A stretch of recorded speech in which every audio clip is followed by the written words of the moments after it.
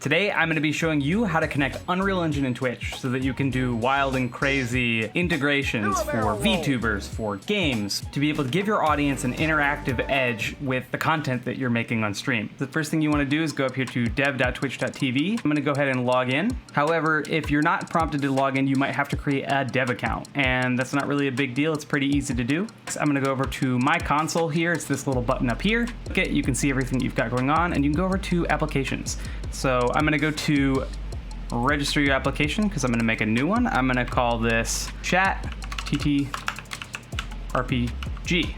For now, for our purposes, without setting up a server and stuff, we're going to type in http://localhost:8080/twitch_callback.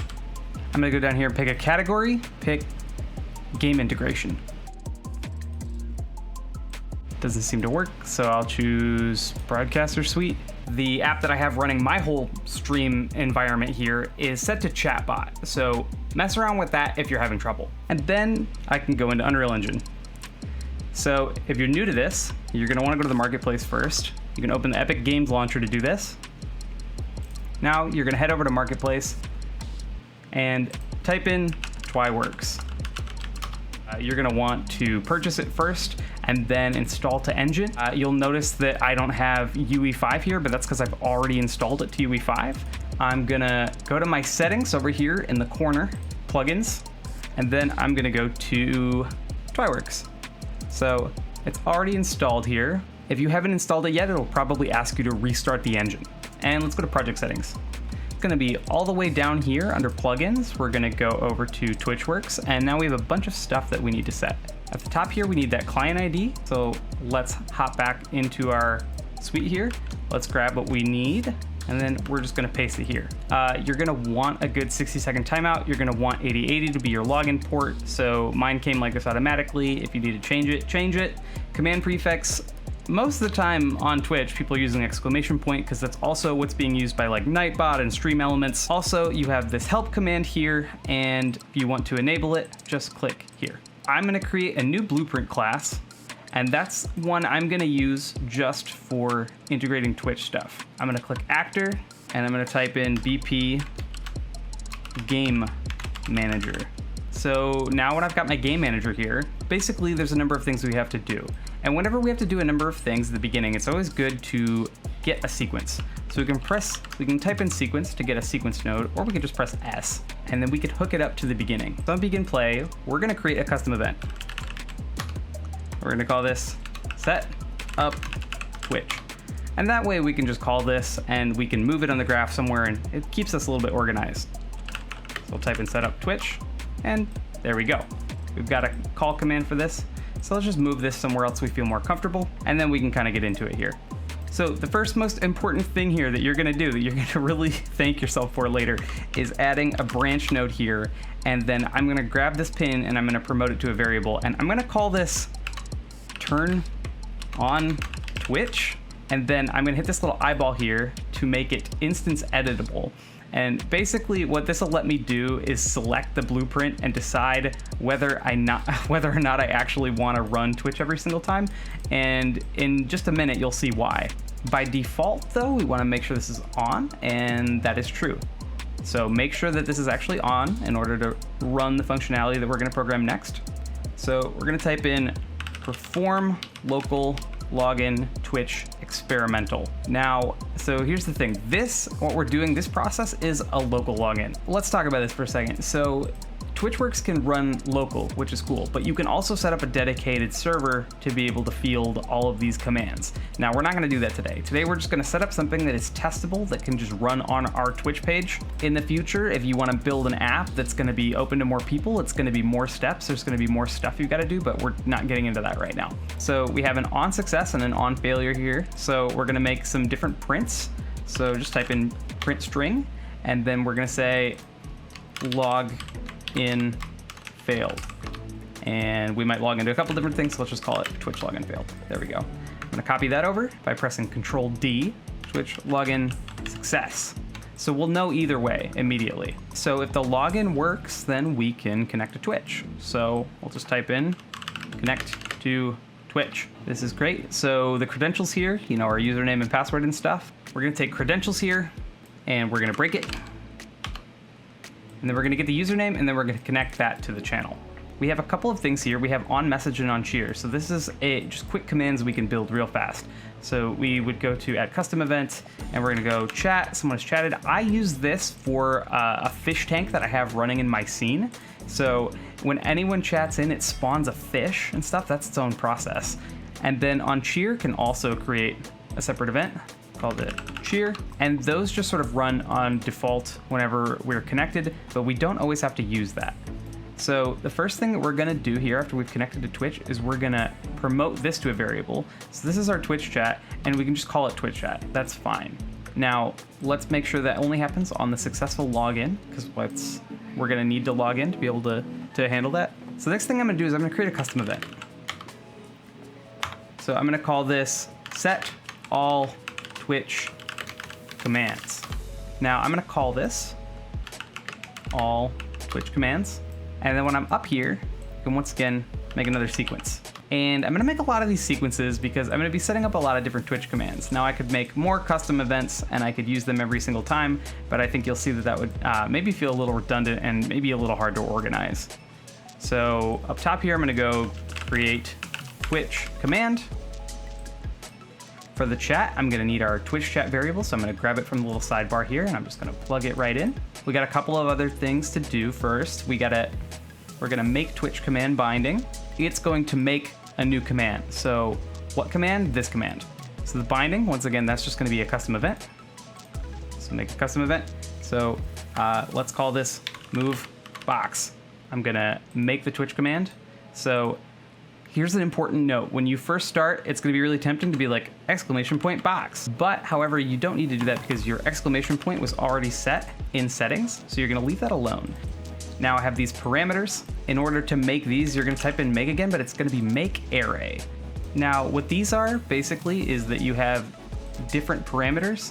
So 1, 2, 3 here. So like after you write box, what comes after box? So let's make a parameter. So you have your parameter name, you have a parameter description, so that's gonna be, you know, once again, what you're doing with it, and the parameter delimiter, and that's gonna be something that we need to pay attention to. The delimiter is the character that we put on the end of each parameter that separates it from the next. So I'll press spacebar to create a space. Technically, this is good to go. I'm just gonna write feet up here. And now that I think about it, we're not gonna move this by 10 centimeters, we're gonna move it by whatever we want. So I already have too many parameters, I just need one. I could add more if I want to, but for now I'm gonna go ahead and remove those array pins. So I'm gonna move the box. That's gonna require me to interact with the scene a little bit.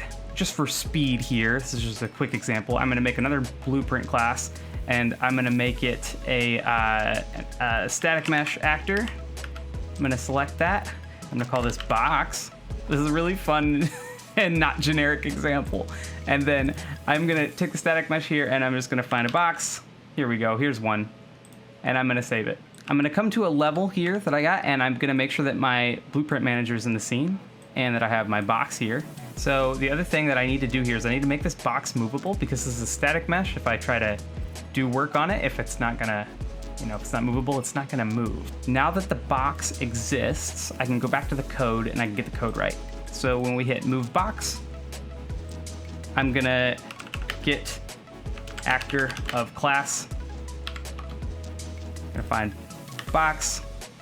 This isn't like an efficient piece of code. Like you don't normally wanna write your code in this way.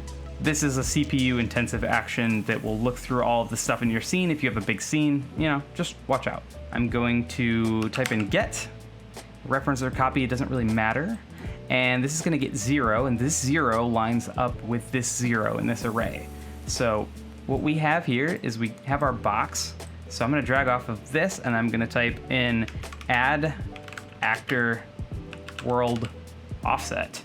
And then from here, I'm actually gonna drag this off and I'm gonna type make, I'm gonna make vector. And I'm gonna take this and I'm just gonna plug it in here to Z. So whatever we typed in for the parameter name, that's what we're gonna get. Okay, so at this point, Twi-works is gonna attempt to connect to the app. So whenever you first play test, it's going to attempt to connect.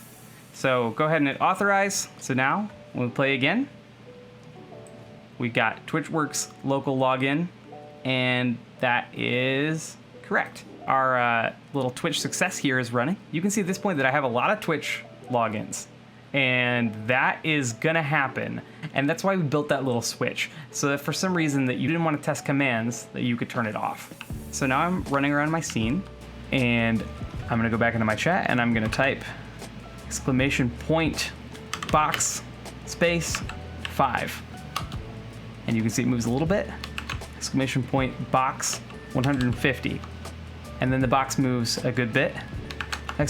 !box space 1000. Then it really goes up.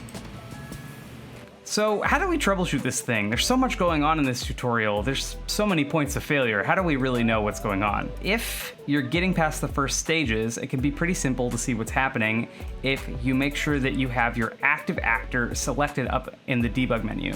So now when we press play, you can see we have all these little lightning trails. Here's my entire command tree being lit up at once so that you can make sure that all of the Twitch commands that you set up are properly running. And this thing will save you making 1,000 print strings. But if it fires, it wires, so you're good to go. Now, what were to happen if someone came in and just started spamming? We would need something to deal with that, right? So I made a macro that we can use to be able to place on our commands to be able to fix this. Now you can create a macro too, it's easy. All you have to do is you just go over here to new macro, and then you can create separate ins and outs here. You know, you're gonna have to start it off by, you know, making some exec pins here, but it's really not a big deal. What I have here in this command lock, this macro is something I can use every single time that I make a command. For example, so this is maybe a little bit spaghetti string, but this is something I've used that has helped me a lot. I have a couple of different booleans coming in here and information about the chatter. Now I've got a series of logic gates here, and I'm just gonna zoom out so you can screenshot it if you wanna just rebuild it.